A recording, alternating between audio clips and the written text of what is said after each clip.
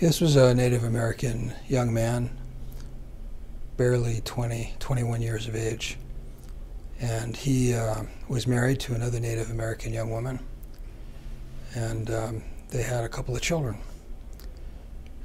He wasn't really able to hold a job, primarily because of poor judgment. For example, he was a hard worker, but he couldn't deal with ambiguous situations. For example, he worked in a 7-Eleven type store, and kids would come in and try to distract him and grab alcohol, and he just couldn't figure out how to deal with that, so he was fired. So he wound up staying home. He was a stay-at-home dad. And his wife was really the dominant person. She was working. She paid all the bills. He was a wonderful father, but very loving. But a tragedy happened. What happened was she had a cold. She was congested. He didn't have a vaporizer, so he took her in the shower, which was what they often did. But she was a little too old and big for that. And he wound up dropping her. She hit her head on the side of the tub.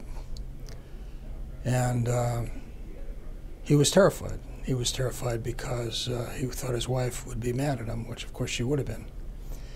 She wasn't bleeding and she wasn't unconscious. And the only time he'd ever seen a head injury, the person was bleeding and unconscious, so he figured, well, she's okay. And then she was having increasing trouble breathing, and he rationalized it as the cold was getting worse. So when the wife finally came home, he said, we have to take her to the doctor. She's not breathing right. Never told her what happened. They wound up going to a native clinic where they had to wait for an hour or two.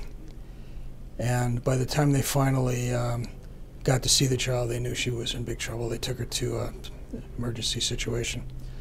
And the doctor said, what happened? She's had a bad head injury. He denied what happened. He eventually said, well, maybe she hit her head while I was changing her. Well, it was a carpeted floor. How could that happen? So he kept coming up with these fantastic stories. Eventually, he admitted to his wife what happened. It was in a room where there was a social worker who, of course, overheard it. The wife went ballistic, started beating on him. To make a long story short, he was charged with child abuse resulting in death. Was facing a 35-year sentence when, in fact, there was a tragic accident when his daughter died. And eventually, through my testimony, he was able to plead to 6 or 7 years, which for an accident is still excessive. So this illustrates something that I've seen in other defendants with fetal alcohol spectrum disorders, which is a poor perspective taking.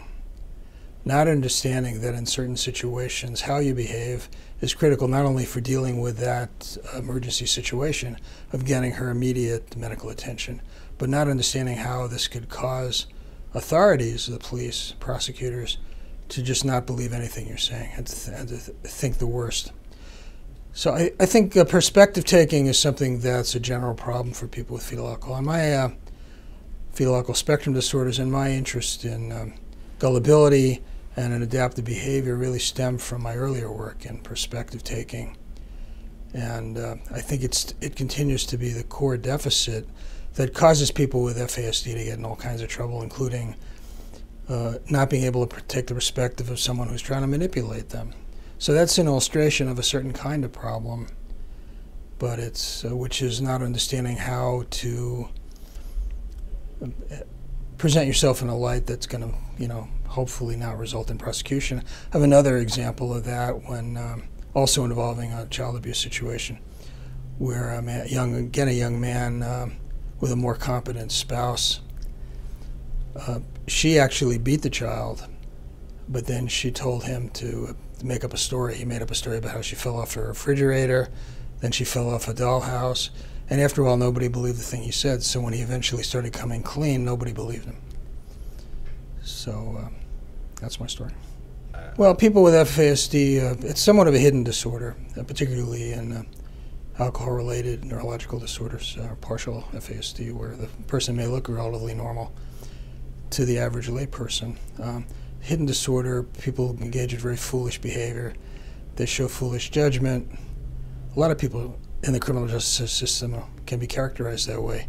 So there's kind of a tendency to just assume this is a bad guy, when in fact his behavior, which may have some antisocial components, doesn't make him an antisocial person, especially when he engaged in that behavior because of his inability to know when he was being used and manipulated.